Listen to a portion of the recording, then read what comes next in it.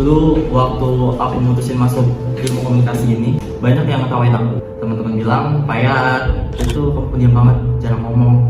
Masa masuk jurusan yang isinya orang yang just. Jujur aku sempat ragu untuk masuk kuliah ilmu komunikasi, ragu untuk merasakan salah tempatnya di mana. Tapi setelah aku masuk kampus jurusan ilmu komunikasi, pandanganku berubah total. Dari sini aku belajar ilmu komunikasi, bagaimana aku merangkai kata-kata, argumen pada ruang publik, suara yang bisa dibikin lebih keras. Kami belajar juga untuk simulator dan videologi, menganalisis perilaku audiens dan menyusun narasi yang kuat di balik layar. Ekspektasiku sebelum masuk Ilkom itu ya paling kuliahnya santai banget. Pikir kelas kami cuma bakal diisi teori cara bikin video estetik, scroll media sosial, atau sekedar cara pakai kamera biasa biar kelihatan keren.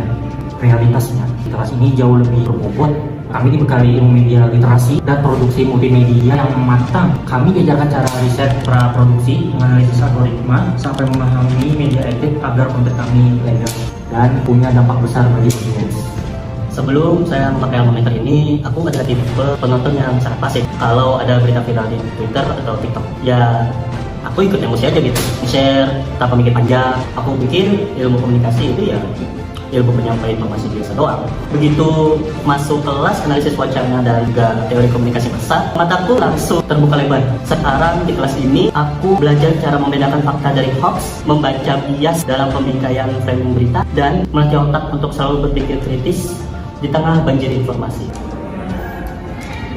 Awalnya aku skeptis tentang prospek lulusan ilmu komunikasi. Kira mentok-mentok paling lulusnya jadi jurnalis atau pembawa berita di TV.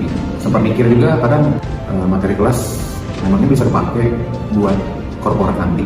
Tapi aku sadar dunia tidak bisa diatur oleh kata-kata yang biasa, melainkan menggunakan kata-kata yang terstruktur dan strategis. Nyatanya apa yang dipelajari di kelas ini adalah jantung dari organisasi besar yang dipelajari di kelas ini banyak banget untungnya. Pertama, bisa memberikan perusahaan jatuh dan bisa mengembalikan reputasi dari perusahaan itu. Dan ternyata ya aku salah sama itu. Dulu saya kira komunikasi itu cuma soal ngobrol, sesuatu yang sudah biasa dilakukan setiap hari. Ternyata komunikasi itu punya peran besar dalam mengubah cara kita berpikir dan berperilaku kepada masyarakat. Saya belajar bagaimana menyampaikan pesan yang bisa menyentuh hati dan mendorong perubahan positif. Kami bukan sekedar berbicara, kami membaca situasi, Kami merancang strategi, Kami membangun reputasi. dan kami menggerakkan perubahan.